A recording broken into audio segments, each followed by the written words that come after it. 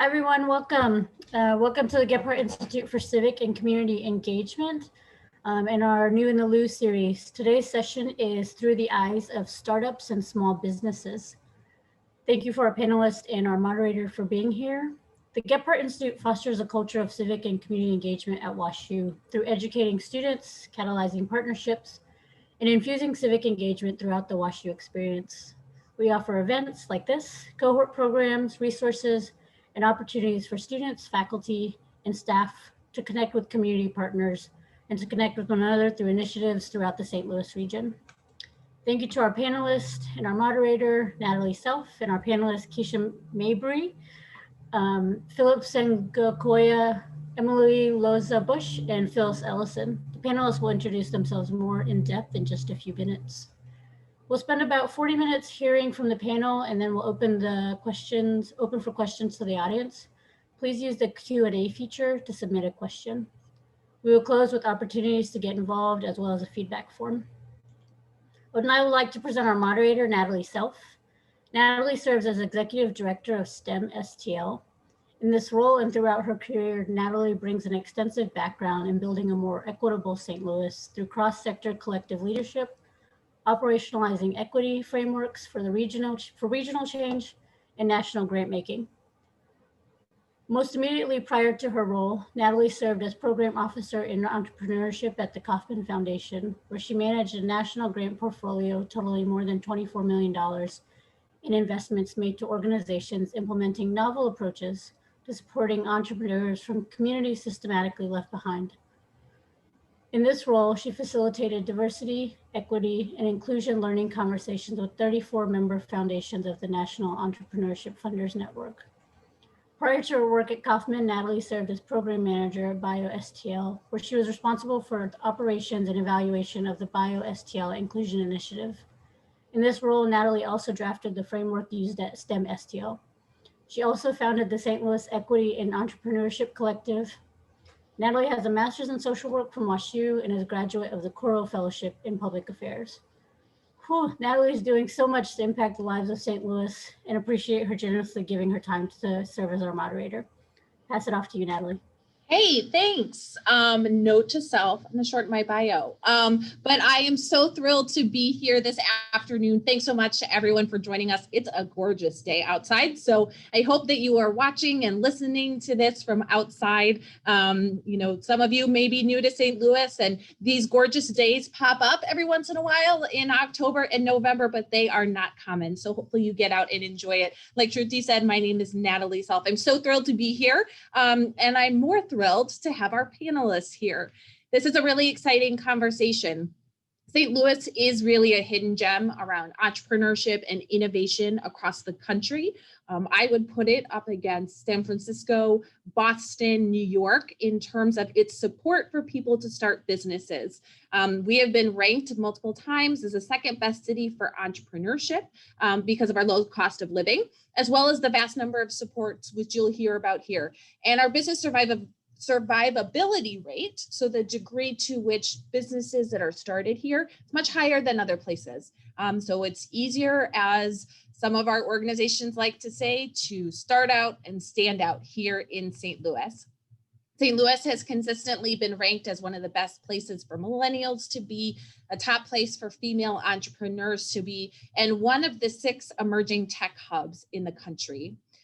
You may know that the founders of Twitter and Square are from St. Louis. They're from Afton, which is just right outside the city. And beyond that, St. Louis is consistently ranked as one of the most philanthropic communities. And so we hope that this gives you an opportunity to learn a little bit more about what's up around small business and entrepreneurship across a range of subject areas, and then give you a couple of ways that you can get involved. Our panelists today represent a wide variety of the types of entrepreneurs that they support, the type of sectors that they work with, and the business stages. Many of us are either sort of officially entrepreneurs ourselves, like Keisha, or we frankly act as entrepreneurs by leading organizations and starting new initiatives. So I'm going to stop talking so that we can get started. I'm going to start by asking our panelists to introduce themselves, their work, and then share their favorite local restaurant or store? We love to shop local here. Phyllis, I'll start with you. Can you share a little bit about your background as it relates to entrepreneurship, and where do you love eating and shopping? Well, I love the eating and shopping part, but I love entrepreneurship and have been involved in the startup community here for almost 17 years, which is kind of crazy to think about because 17 years ago, there wasn't much of a startup community here. Phyllis Ellison, I'm the Vice President of Partnerships and Program Development at the Cortex Innovation District, which is just east of the Med campus, the WashU Med campus. It's by the IKEA. So if you went to Yes. the IKEA, it's in between the Med campus and the IKEA. You've seen it all if you've driven through there. So we're a 200-acre community. My background with the startup community started at Washington University and the Scandalera Center. And I would encourage you to check out everything that they offer for the students and so many ways for you to get engaged in the entrepreneurship sector here. I was there for a couple of years and then launched a mentoring program, which at the time was the first high growth, high tech mentoring program that we had in the region. And at the time there may have been about 7 support organizations for the startup community. Today we have over 100. So it's been amazing to watch things grow. I am currently at Cortex, which is a 200-acre innovation community, working on the programming side for how we bring together students, startups, and the corporate community. Favorite locally owned restaurant? There's so many, basically anything on the Hill, the Italian area, off of Shaw, but I would probably go with Mom's Deli on Jameson. You really just can't go wrong. So it's a great option. Thanks, Phyllis. Emily, how about you? Yeah, hello. Thanks so much for having me. I was a WashU student many years ago.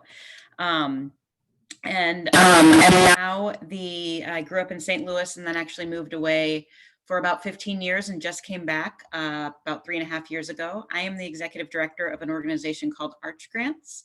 We are an economic development organization that is building the future economy in St. Louis by attracting and retaining entrepreneurs. So very, very simply put, what we do is we give $50,000 non-dilutive grants to early stage companies and just ask in return that they base their business in St. Louis for at least 1 year.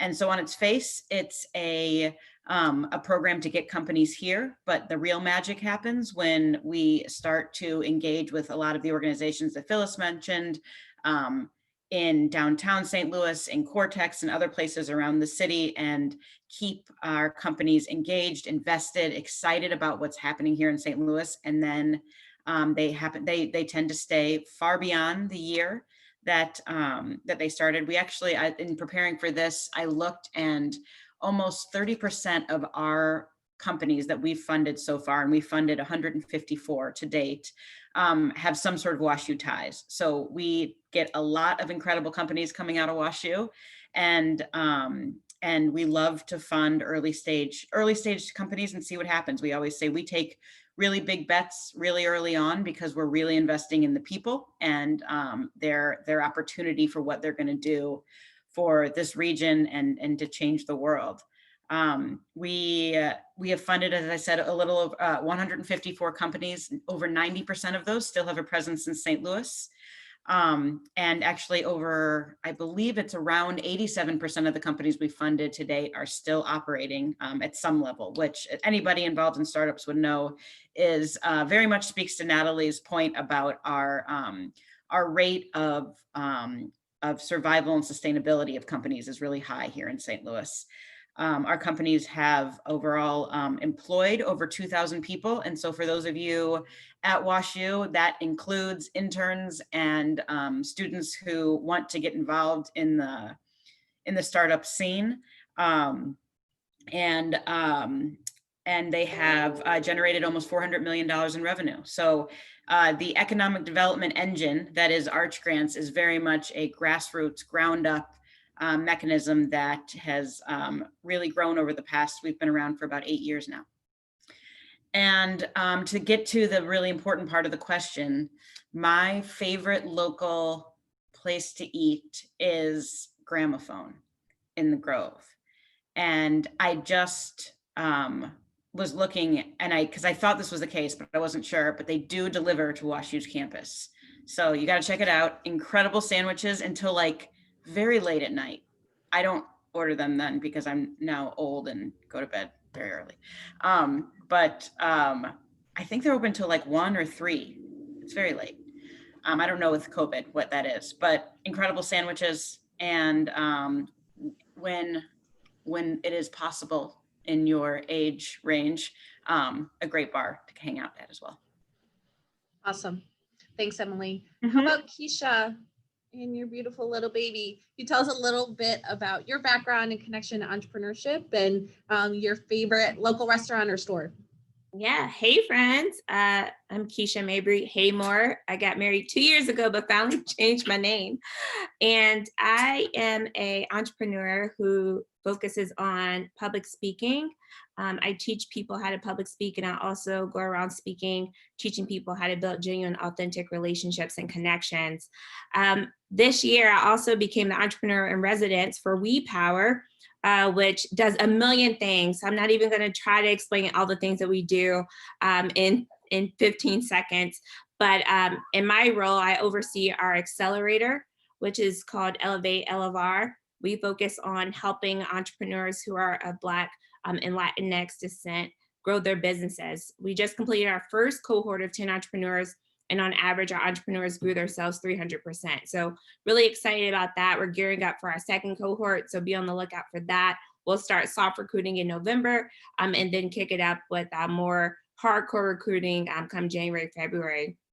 My favorite places, I have so many, but I have to shout out some of our entrepreneurs in our first cohort.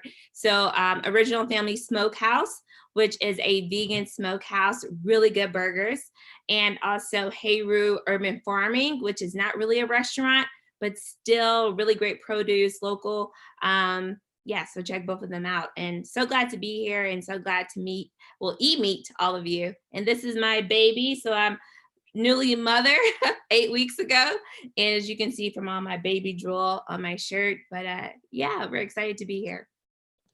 That's amazing. One of the things that I also really appreciate about St. Louis is that we are sort of unapologetically be your whole self, whether that means person of color or your identity, or that means like you bring your kid along. So there's an event that happens every week that's called Venture Cafe. Every Thursday night, folks come together now virtually that are interested just in innovation and startups and various other things. And Phyllis can give us more information about that if you're interested. And part of the format is it's open kind of networking and conversation time, and then 45-minute conversations that happen that are pre-programmed. And I was leading a conversation about it was a panel of white men that were talking about kind of their role in diversity work.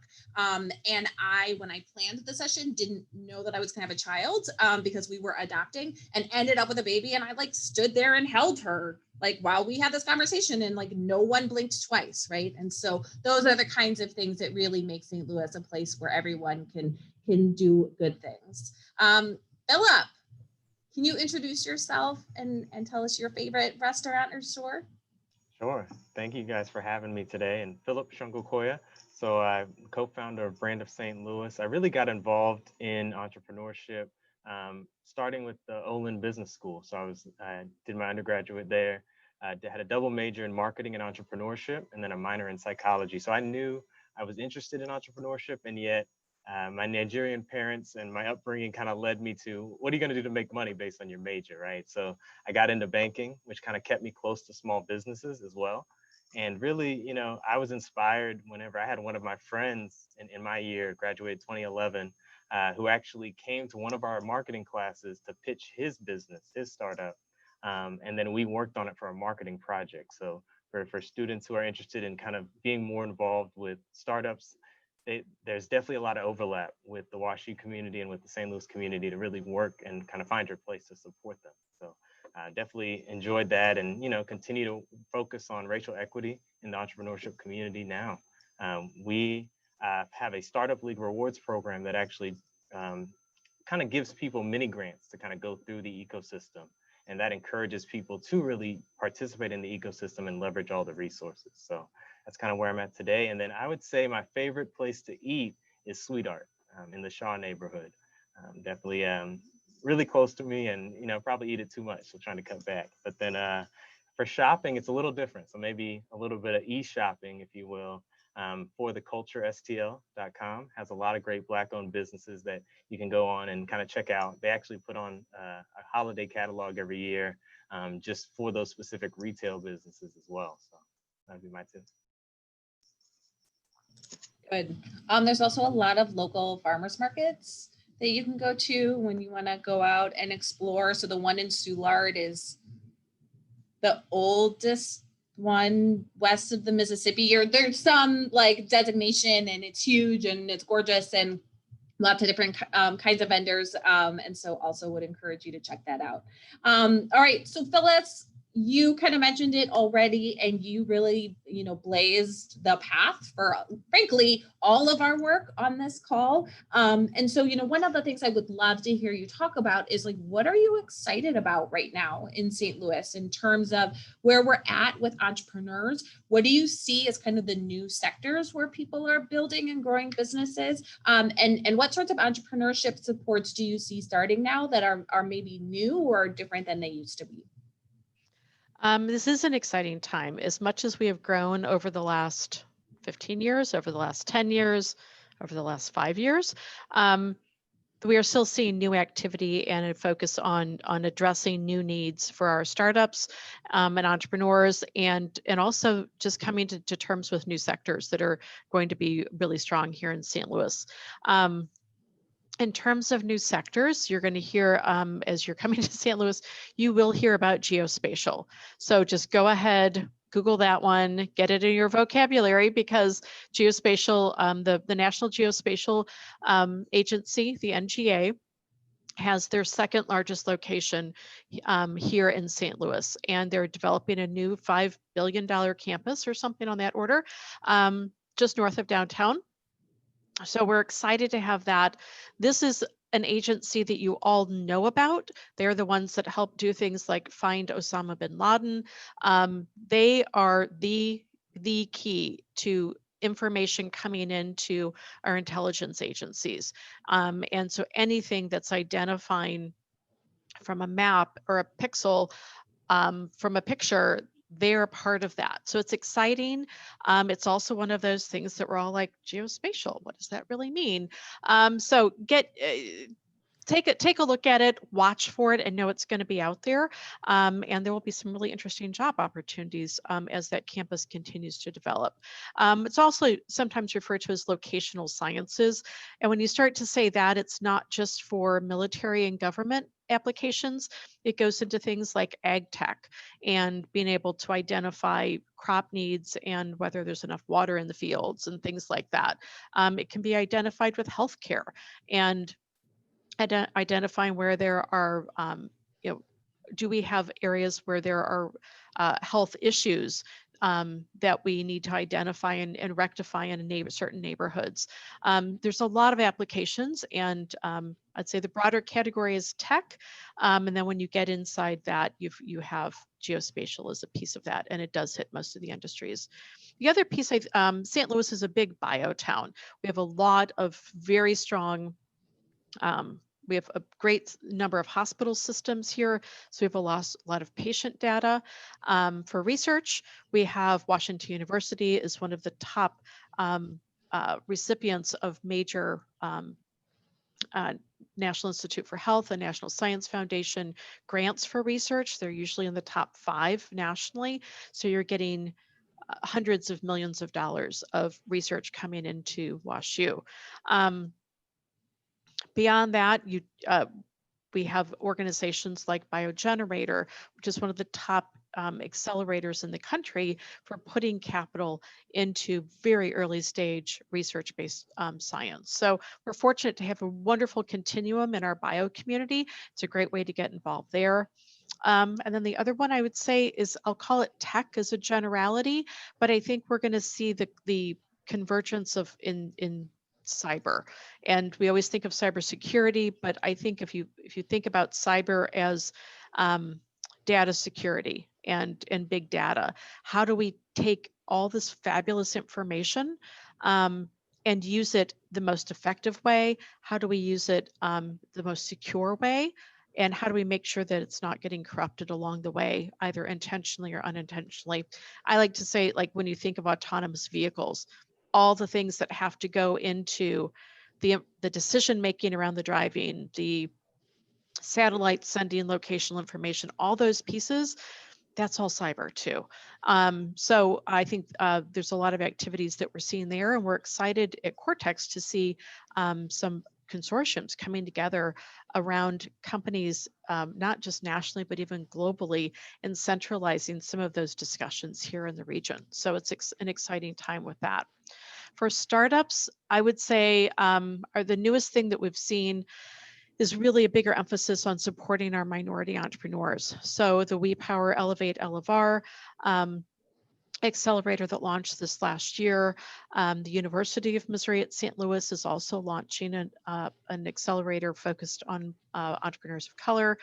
There are more mentoring and support resources in the region that have launched, and it's wonderful to see our community step up and step forward to make sure that all of the entrepreneurs in the region are getting the support that they need. Good. Yeah, so to that end, Keisha, you know, you are an entrepreneur and you have been it and done it and built it successfully and seen the, you know, the highs and the lows, and have really engaged with the entrepreneurship ecosystem, you know, even before you were working in it. You know, what do you think we do well to support entrepreneurs in St. Louis? And frankly, like, what do we still need to work on? Yeah, great question. I think for me, just how accessible people are in the ecosystem has always been the thing that I believe sets St. Louis apart. Like, you can get a sit down and a coffee with Maxine of Build-A-Bear, of all type of people, all type of CEOs, all type of entrepreneurship support organization, executive directors, you name it. They're willing to sit down and talk to you to help you on your way. And I think that's amazing, because that doesn't happen a lot in a lot of cities. Like, a lot of my friends who are in entrepreneurship in other communities, they always say how difficult it is to get that access. And we have that, you know, which is so powerful. And unfortunately, one of the things that we do poorly at, or need to get better at, is telling that story, right? Like, we don't oftentimes tell that story in St. Louis of the amazing things that we do and the access that people can have here. Like, in addition to like being a affordable place to live, which is great as an entrepreneur, it's also a place where you can get access to community. But on the flip side of that, I've learned that as a transplant, I've had access more so than a lot of people who are born here. And so how that works, I have no clue, you know, like how some people can get access and some people can't. So that is definitely something that we need to work on. And then the other piece of that is, when people do start businesses here, and when you're the first one doing it, you don't know what you don't know. So even if there's doors and windows open for you, you don't know where the door and the window is, right? So being able to like really put out there what's available to you, what resources are there. And I think we're doing a better job of that. Like, I know Venture Cafe, which happens every Thursday, people have things and workshops around like, where do you start in the ecosystem? I know there's a lot of conversation right now around like a common app, some type of clearinghouse. Like, Philip and I just got that call earlier today. To talk about like, how can we create this central place for people to know how to start and where to start to get that access, even though it's there. If you don't know it's there, then you don't know, right? So again, I think those are the bigger pieces that we need to work on. And the second piece is getting capital, and not just capital, but patient capital, which Jason Wilson of Northwest Coffee talks about a lot. Patient capital to the people who really need it, which are typically people from Black and brown backgrounds, for women, for foreign-born immigrants, entrepreneurs, and things like that.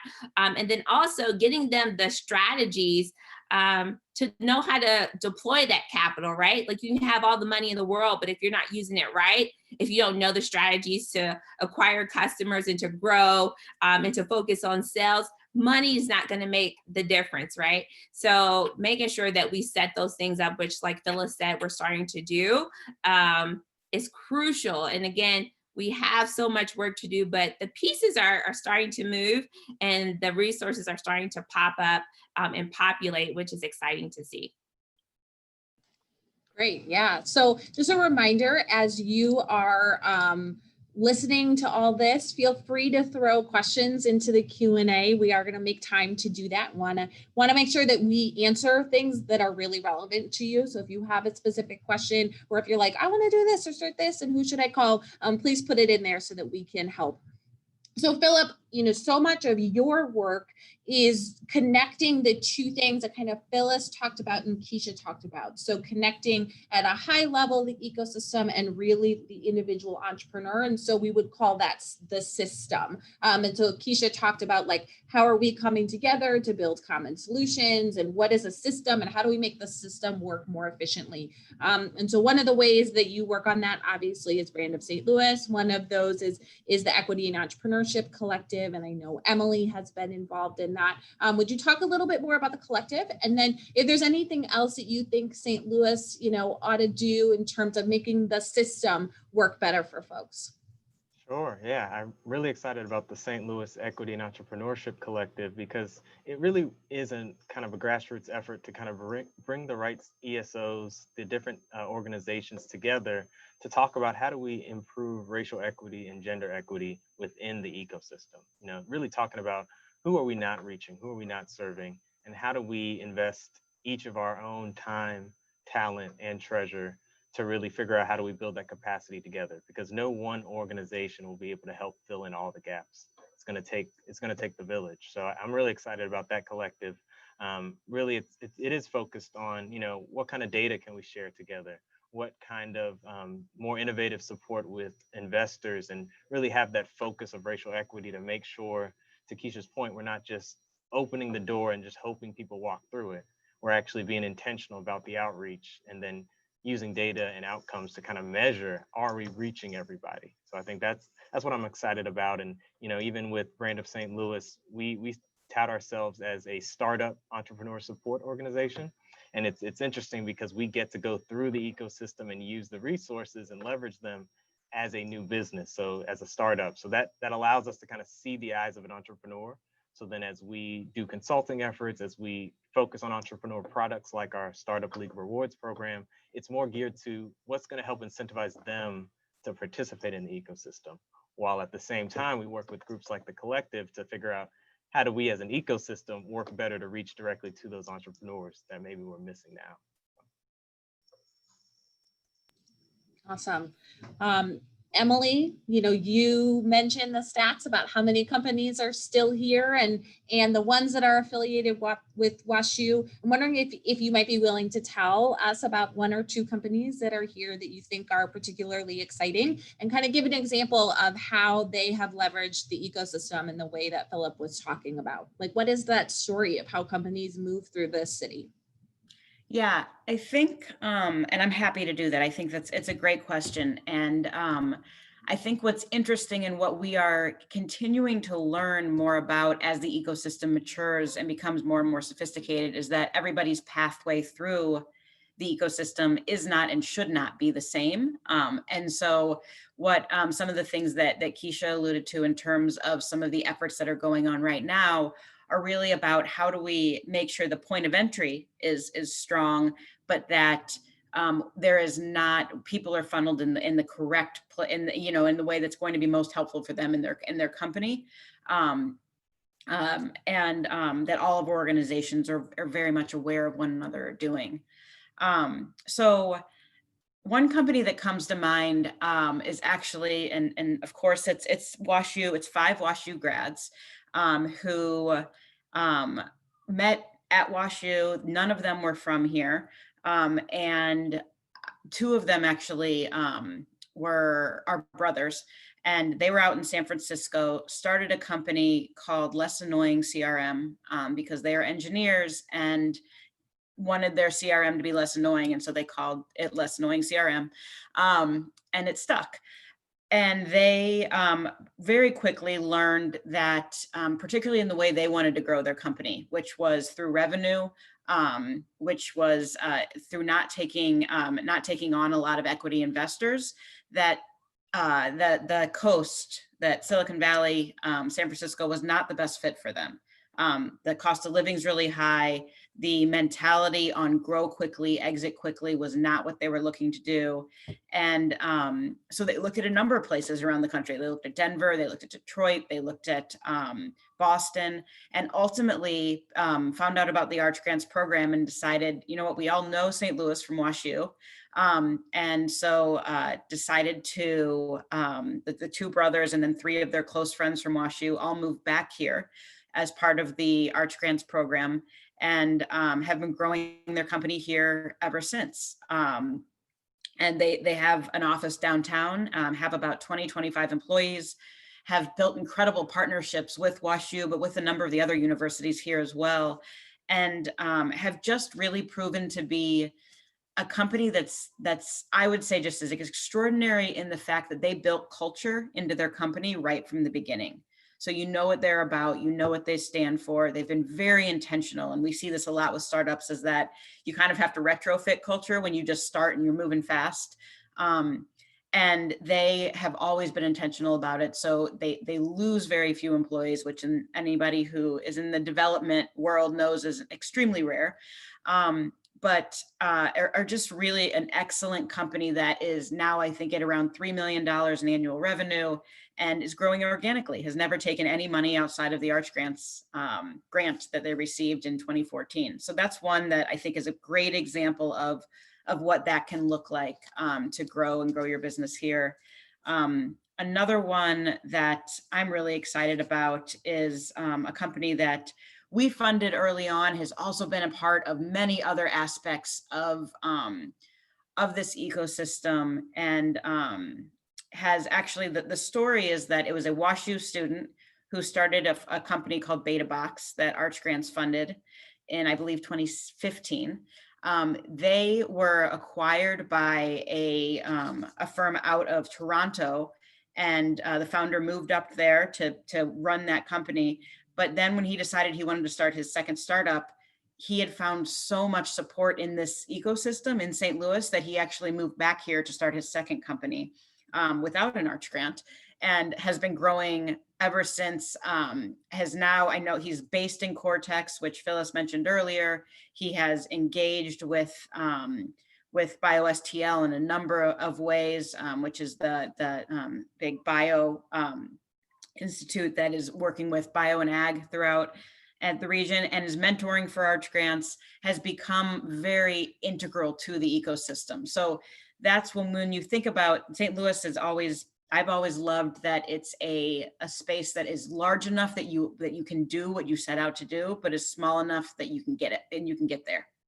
And as Keisha said, the people will sit down and meet with you and make connections. It is on you as the entrepreneur in many ways to actually follow up and to make sure that those connections, those relationships continue, of course, like it is with any relationship.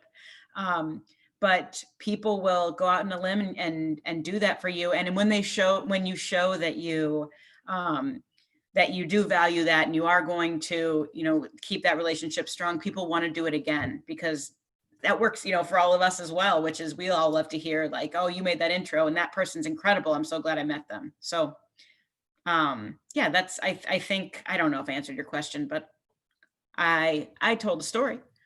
Yeah, that's great. I love it. Yeah, I mean, there's so many interesting companies that are here. I mean, I'm thinking off the top of my head, I mean, there are companies, so we have significant strengths in plant and life science here in St. Louis. So St. Louis has the highest concentration of plant PhDs in the country. Bet you didn't know that. Possibly the world. And so that is at the Danforth Center out in Creve Coeur. It is built intentionally and was with Monsanto, now Bayer, to really start to think about how do we take research that comes out of their company that maybe they're not going to commercialize, as well as some of our university labs, to solve the world's biggest problems around hunger. So that's why it was started. And it was started really to think about like, how do we get crops that can withstand heat? How do we get crops that need less water? How do we build more insect resistant corn and soy? I mean, I'm a social worker by training, so I've hit the limit of my knowledge.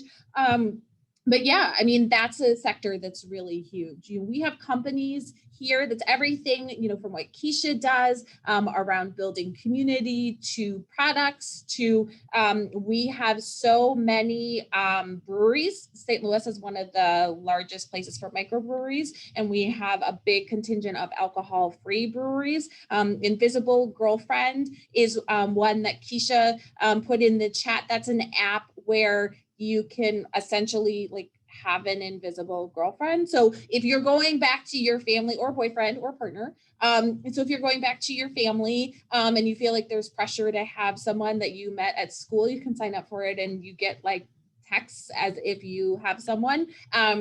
We have, I'm forgetting the name of the company now. Emily, you might remember, that does remote monitoring of shelves in grocery stores. Oh, Label Insight. Label Insight, yeah, to help folks understand what does product look like. Blavity was started by, a WashU alum. And actually that story is they used to get together and have, lunch together or coffee together as Black students at WashU. And they realized that there really was a market for social media millennials. That is by far one of the most successful companies that's come out of St. Louis. We also have an emerging kind of makers space, makers ecosystem. So lots of artists in the region. So yeah, lots of good stuff here. And one of the things I'd love to get your insight on is how, if someone wants to start a company, or maybe you have examples of companies that have done this, but how might one not just think about incorporating culture from the beginning, like Emily talked about, but really incorporate the community? So how do we not just build an app inside a dorm room? Because the reality is that is a false narrative. I mean, it happens and it rarely actually happens. And so I'm curious about, how we think about that in maybe different ways inside the ecosystem. And this is open for any of the panelists.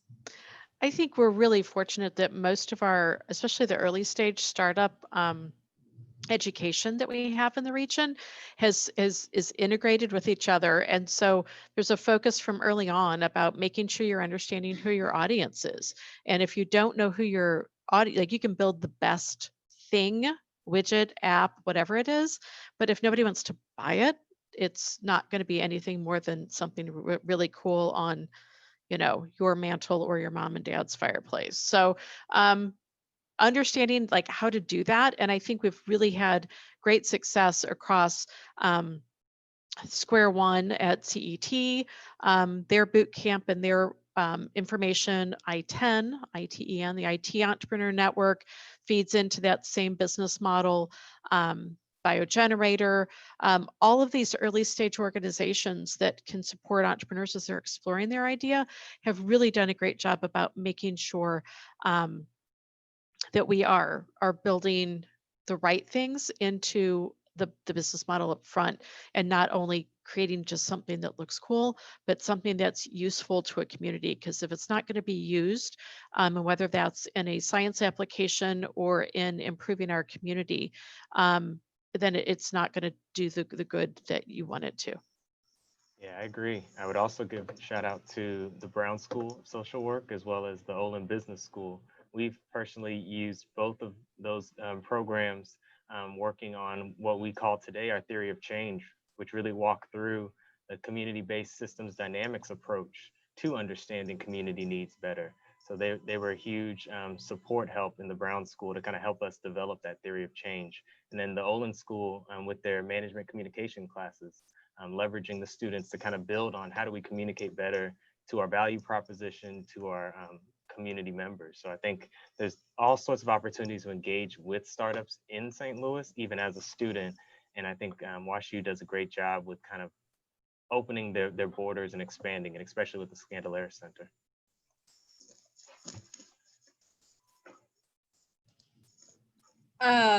So I think that this actually triggered something thing for me, Philip. So I'm glad that you mentioned the Brown School, of which I am an alma mater. We used to call it GWB back in the day, but I was talking to a student today or yesterday, and evidently it's not called that anymore. And their real focus is on social entrepreneurship. And so can someone, and I, and maybe Emily, I'll pitch this one to you. Can you talk a little bit about what is social entrepreneurship? Why might one think about starting either a nonprofit or a hybrid instead of a for-profit? And we know that that's tax status doesn't determine impact, but can you just kind of break down all of that for us, please? Absolutely. Yeah. And I think it's a really good question that I think we are, it actually in some ways relates back to the question before about how you incorporate community into your business model, regardless of what it is. So we have one of our advisors who, Peter Diamandis, who has come to our gala a few times and given talks about different things, always says, and it's always stuck with me, that if you want to make $1 billion, help 1 billion people. And I think our world in general is coming to a place where, and I could go down a rabbit hole that I will try not to generally with this, a place where purpose and profit are not necessarily you don't have to choose. I think St. Louis is actually a fairly unique ecosystem in that it is recognized by a lot of our entrepreneurs, even in just the reason that they're here, the reason that they're building here, is that they are looking to build purpose into their business model right from the beginning. And so in terms of how you incorporate, I would say it really has more to do with how you want to be. I mean, that's more about revenue, how you want to be primarily funded, and how much transparency that you want to have, all those types of things. I think what it's more about is I do believe that there is a growing call around the world, around the country and around the world, for every company to have some sort of double bottom line, where you're looking at the good you're doing in addition to the money that you're making for shareholders. And I think that particularly for startups, as you're looking for people who want to get involved in this ecosystem, in this world, your employees are going to want to know what you're about, what you stand for. Your investors are going to want to know what you're about and what you stand for. And I absolutely think that social entrepreneurship, in my mind, is entrepreneurship in many ways, right? That it's very rare, even, in the hundreds and hundreds of applications we get every year, the companies that rise to the top always have a reason for what they're doing, and it's always beyond just market potential. It's market potential based on how they're going to make the world a better place.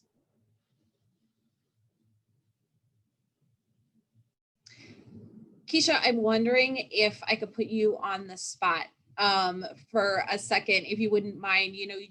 We've watched your business, Hey Friend, grow and change, and you've done speaking and you've done conferences and you've done a whole lot of other things. And I'm curious about if you'd be willing to talk about how you pivoted, maybe if there was a time that something didn't go great and what did you learn?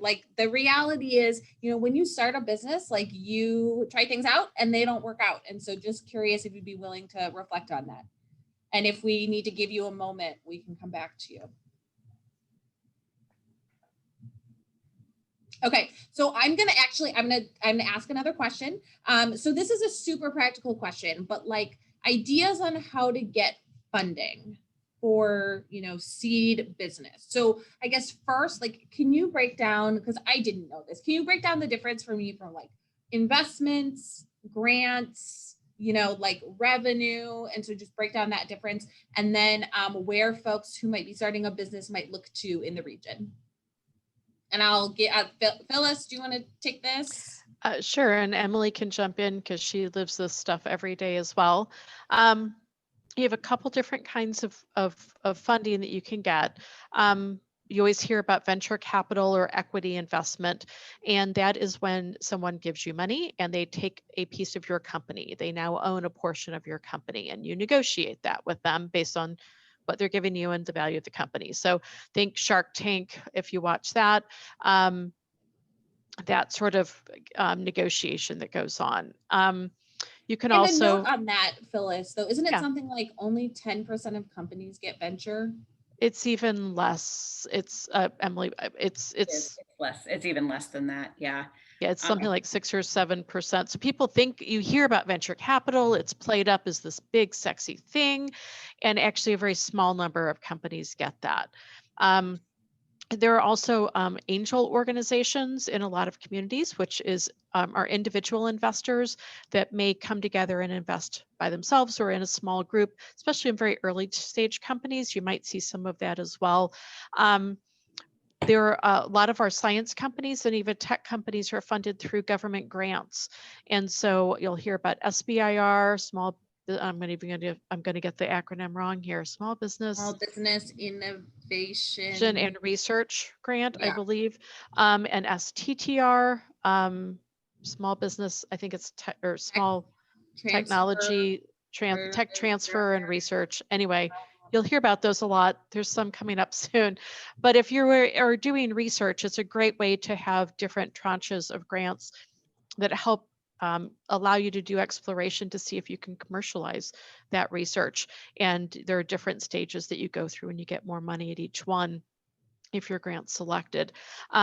There's even from philanthropic foundations sometimes, especially if you're doing, if your company is maybe perhaps in education or healthcare, there are different organizations that will give grants towards that. Grants are one, and I'm sorry, silly me, our favorite grant would be coming from Arch Grants. So in those situations, it's a grant. They give you the money. You agree to either share information or in Arch Grant's case, you're committing to living in St. Louis for the year. But you get the money to work on your business, but you don't have to give up any equity or the ownership of your company. Most of small businesses across the country, and whether that is small business side hustle sort of thing or small business, SBA definition of 500 people, most of those are funded through debt. And that sounds freaky to everybody. Everyone's like, no, I can't take on debt. But if you're building it through debt, then you also keep control of your company. You don't have to give away ownership of your company to do that. It's one of those things. The one thing I can say for that, if you're thinking about starting a company, build a relationship with a banker. They want to know who you are. They want to know your story. They want to understand what's going well and what's going not. And when you have a banker with a relationship with you, they will go to bat for you whenever it's time to get the loan or to learn more about, what options you have. That debt also comes in a lot of other options. We always like to call it friends and family. Those earliest rounds of like, I'm going to start something cool. Those are loans. It's just to a family member or a friend. Don't make it a grant, make it a loan, pay it back. But those sorts of things there's so many ways that you can access that. I actually love the debt funding myself because you don't have to have an exit. And so the companies that grow here through debt, tend to stay in the community. They don't have to be sold to somebody else for a big exit. And so the jobs that are created stay here, the tax revenue stays here, and they tend to be a really strong part of the community.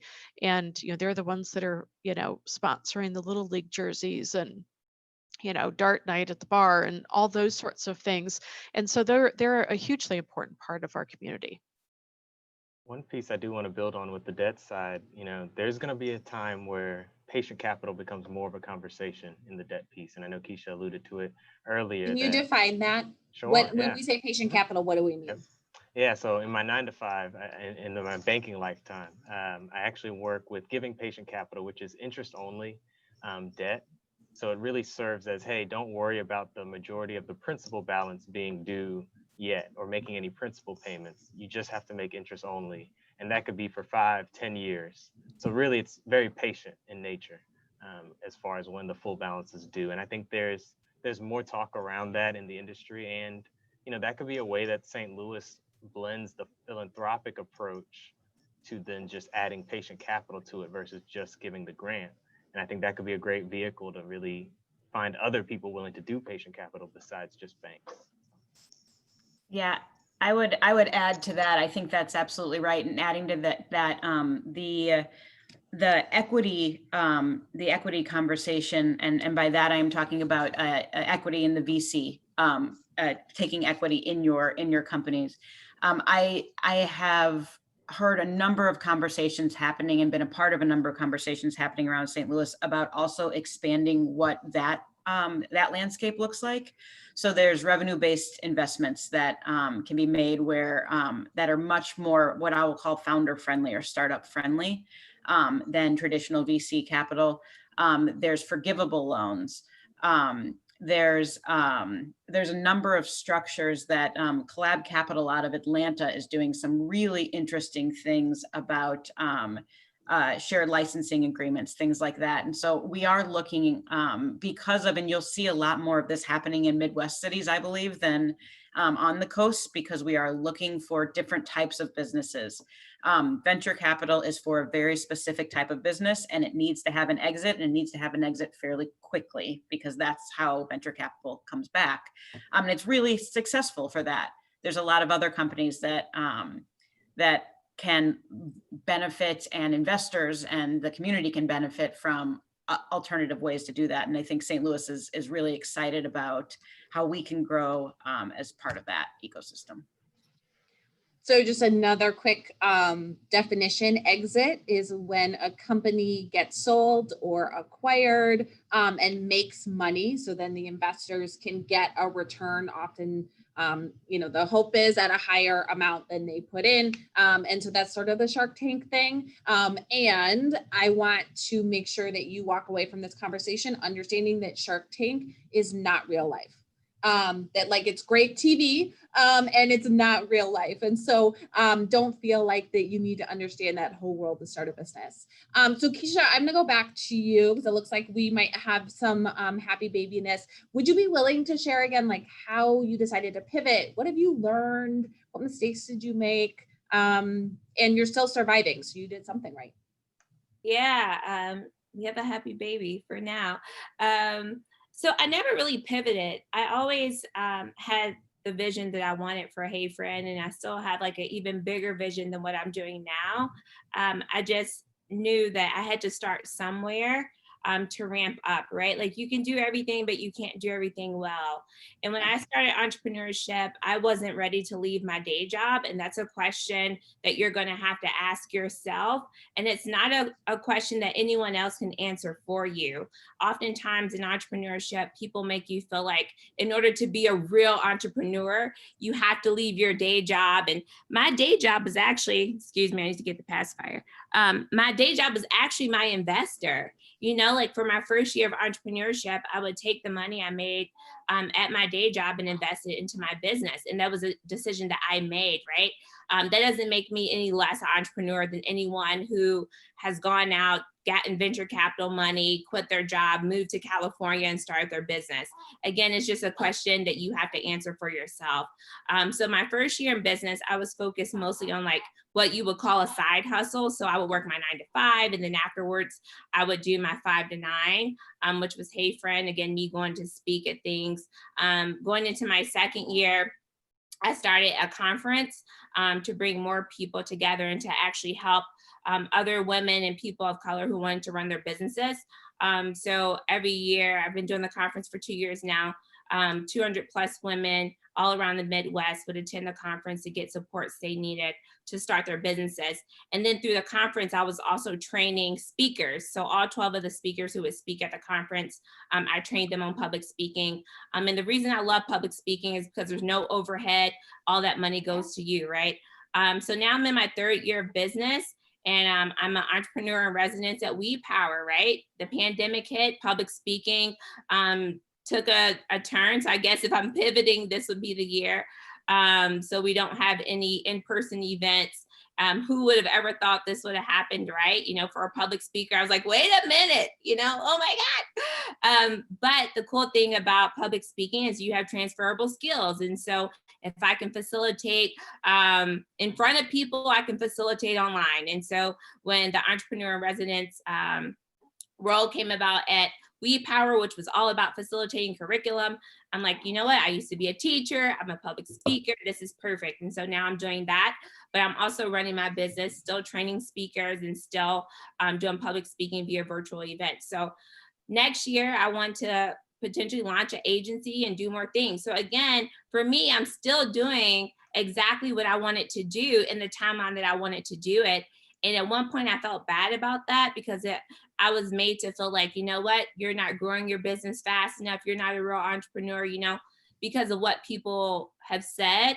But I'm doing it on my timeline, and that's all that matters. So for you all that are starting businesses, that want to start businesses, again, 2 things to take away from everything I just said. You can do everything, but you can't do everything well. So you really have to figure out what you want to do when you want to do it. And then secondly, you define what entrepreneurship means to you. Don't let anyone else define that for you. And you stick to the timeline that you want to stick to. You don't have to quit your day job if you don't want to. That's great. Thanks, Keisha. So we are almost out of time, and I want to make sure we get to a question from Mike. And I also want to make sure that we can leave our folks with tangible and actionable next steps. So I will ask Mike's question first, and that is, how would you suggest a founder raise $50K to get started, other than Arch Grants, which is amazing? So we've talked about a couple of things. We have talked about, you know, Keisha said she decided that instead of spending the money on other things, like she was just going to save money that she had and made decisions about that with her budget. For folks that are fortunate to have friends and family, you know, that's great. I certainly wouldn't have had friends and family that were able to give money. So we know that that's not open to everyone. For students, there are some pitch competitions. That's something that happens and is pretty accessible. I'm pretty sure Scandalaris does some, or if they don't, you should ask them about where they are in the region and they can point you in that direction. What else am I missing, folks? Yeah, I mean, I would say that just keeping in mind, like raise exactly what you need for the stage of the business that you're in. And so while it may feel like I have an opportunity to raise 50,000, especially if it's through an accelerator or something where they are taking equity in your company, which most accelerators do, not all, but most, think about what exactly that 50,000 or 100,000 or whatever it is going to do, and figure out if there's a place where you can you through your budget or through grants or loan funding, whatever it may be, can 5 or 10 get you to the next stage? Can revenue get you to the next stage? There's kind of just thinking about that, I think, is really important, because and I think we have it less here in St. Louis, but there's definitely amongst startups this almost like a frenzy around raising money, raising capital. I've raised this much, but every one of those investments comes with strings attached and comes with milestones you have to hit. So make sure that any partner you're taking on is a strategic partner. You're doing it at the right time for your own growth. And that you don't raise too much, especially if there are strings attached. Yeah, so Keisha put in the chat too, crowdfunding, Kiva. And always, like, the best way to raise money is to have a really compelling product and story. So if you can prototype and, you know, demonstrate impact, that, you know, I think that's really important. Okay, yeah. We're at 5, but I really want to ask this question. So, like, what are 1 or 2 places that folks who are with us can get plugged in to the ecosystem? And I'm going to go around, and Phyllis, I'm going to start with you. 2 things come to mind. The first one is coming up November 9th through the 13th is Stl Startup Week. We have, 6 or 8, more than 6, 8 or 10 different tracks. So if you want to learn about geospatial, chime in. There's going to be 6 or 8 different things there. We have tracks for women entrepreneurs. We have Entrepreneurship 101, kind of how do I get things off the ground and grow my business. come check it out. There's so much content there. We'll have over 50 sessions in the week, and we'll actually end with a hackathon called Act in Space, and it's the national hackathon around taking commercializing research into space. So very interesting stuff. Oh, we've already got it out there. Thank you. Got it, girl. And then also tune in every week to Venture Cafe. Venture Cafe St. Louis every Thursday from 3 to 8. Before the pandemic, 400 to 500 people were getting together every Thursday from 3 to 8 in the Cortex district. And you can chime it, you can do it virtually now. Dip into a session that interests you. They also have ways to connect and kind of drop into tables and chat with people. It's a wonderful way to connect with people from all across the region, and worth your time. And there's always something different. It's not all science and tech.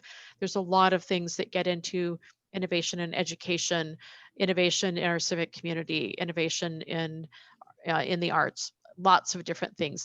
You will find something that interests you, and if you continue to go, you will find an internship or a job through that channel in time too. Awesome. Keisha, you put some links in the chat. One of them I don't think was working, so I'm gonna fix it here, but can you talk a little bit about the opportunities that you highlighted? It looks like I accidentally put them side by side, so that's not why they're working. So I'll repost them. But one of them is, it's okay. Sorry, Zari is not happy right now. One of them is the CET toolkit. So it gives you kind of like a place to start. And then of course, We Power Elevate Elevar Accelerator will be taking in our second cohort soon. I got you, girl. Emily, what about you? I would say, I mean, for those of you who are at WashU has a plethora of incredible resources. Scandalaris, Olin. I mean, I would say whatever school that you are in at WashU, just ask the question about how you can get plugged into the ecosystem, and that will hopefully get you started. But there's so many. Even we were talking about, how do you get $50,000 or how do you get started? Take advantage of this time while you are in school, because there are a number of resources that you have at your fingertips for free that are gone once you leave. So even just things like, the library, the resource, if there are spaces to put prototypes together, those types of things, make use of all of that. There's an incredible wealth of information and resources and tools at your fingertips. Philip? Yeah, I would say two e-newsletters. One, brandofstl.com. We put together a newsletter that talks about different resources and events in the community, but also for professional, personal, and business. But then also the Scandalaris newsletter.